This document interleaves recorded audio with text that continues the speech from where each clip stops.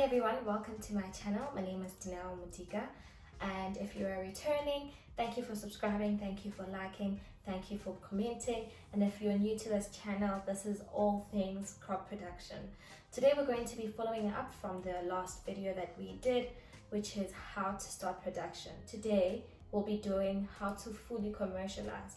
Right, this is not for small-scale farmers, so this list is somewhat an overview of what it would look like. It isn't for first-time or beginner producers or small-scale producers. This will be for somebody that wants to fully commercialize. This is just an overview of the basics of where to get to, right? So if you are also new in the production space, but you want to start as a fully commercialized farmer, then you're more than welcome to take the tips here. So sitting at number one, we have housing. So I have some housing facilities. This will be for the farmer or for the laborer. It makes the work rather easier. Why? Say for instance, sometimes you have to harvest and you go way past the normal working hours. Then you don't have to worry about, your laborers won't have to worry about, I need to get home before this particular time, or transport might not be there at the time that you need them to leave the farm when they are done, right? So you just want to avoid it and make the farming process rather easier for them, right? At number two, we have communication. This may sound silly, but it actually is important. Have some form of email address, have a fax machine, have a telephone, a landline, where people are able to reach you. At the end of the day, it is a commercial business, and you want to be able to be reachable for orders, for inquiries, for things like that. So have some sort of communication with you so that it's easy for people to actually know how to reach you when they want to come to your business, or when they want to reach your farm or place an order or whatever it may be. At number three, we have labor. Now this is you actually hiring permanent, affordable staff members that will be on the farm 24/7 to be able to take care of anything that the farm may need or anything that the crops may need at the particular time.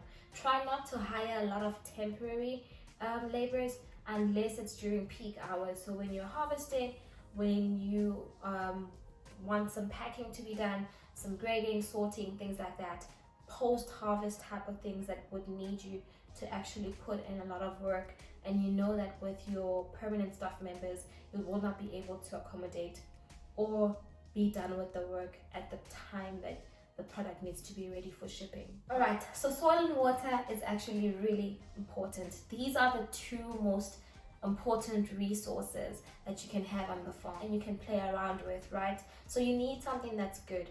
In terms of water, we're talking about water availability and water quality. However, in terms of soil, we're then talking about good potential, good soil potential, and that is drainability, good water retention, good water holding capacity, things like that. So you're also looking at a soil pH of about 5 to 6.5, right? For crop production, that is the safest range that you can go.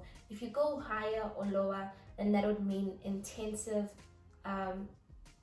care that goes into it. You want to be able to still source out and to still plant things within a safer range as opposed to above or below the range that I've given you. The next thing that you're going to look at is vehicles and workshops. This will be your machinery, your implements, your tools. All of that needs to have a workshop that is put in, right?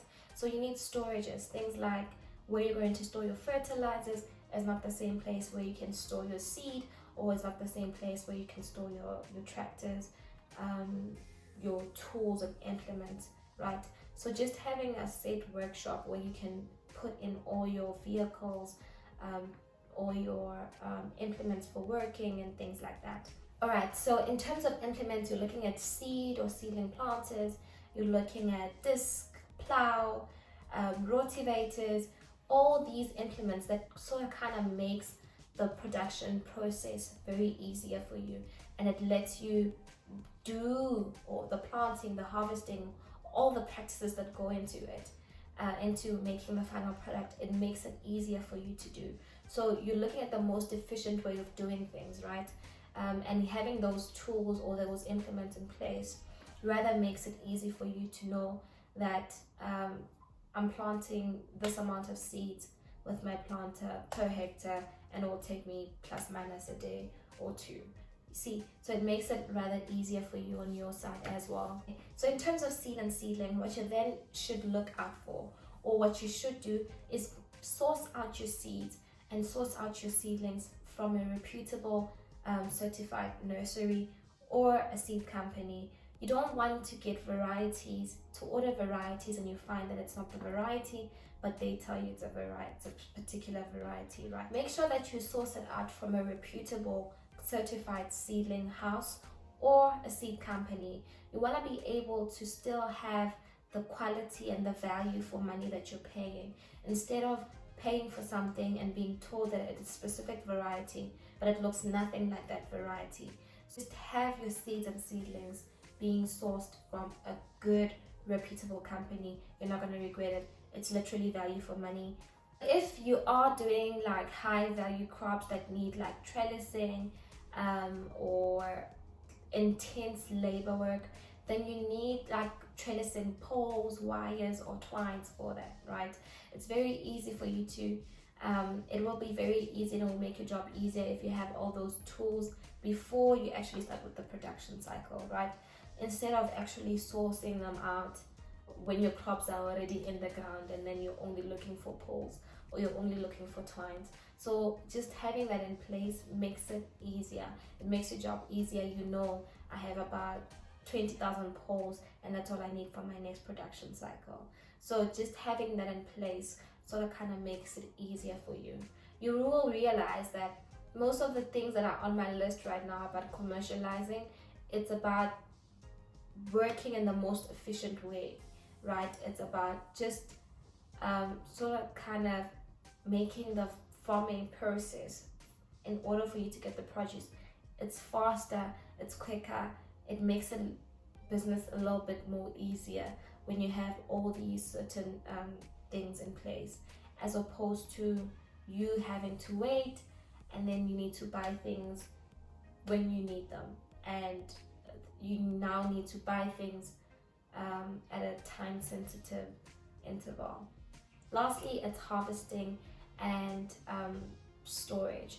So when you are planting certain crops like lettuce, like leafy crops, lettuce, spinach, herbs, things like that, you need a cold storage room, whether it's going to be on the farm or a cold storage truck, right? It makes it easier for you to be assured that the way that I'm harvesting my produce and how it looks at the time of harvest is how it's going to look at the time when it gets to the retailer. So having those facilities sort of kind of helps you in terms of quality of the produce is still the same when it reaches wherever it reaches. And also sometimes you may have to harvest it and store it for a while before you release it out into the market. And that way you still want to retain the shelf life of some of these leafy crops, right? Because we know leafy crops they don't particularly have a longer shelf life. Some of your lettuce heads goes for about 7 days and then they're off. But when you have the cold facilities or cold storage in place, then you're able to then sort of a little bit prolong that, right? Just a little. Or to send it in cold room trucks, so that even when they get to the place that you're supplying, they still have that same quality, that same fresh characteristic that you want as well. Thank you so much for watching this video, and I hope you subscribe, you like, you share. You don't know who this could help. In my next video, I actually want to discuss seeds and seedlings. So now we're actually getting into the nitty-gritties of things. Where to source out your seeds, how to search, how to know which variety works for you and for your area, things like that. We're going to be discussing that in the next video. I hope you stay tuned. Please do like, subscribe, comment, and I'll see you next time.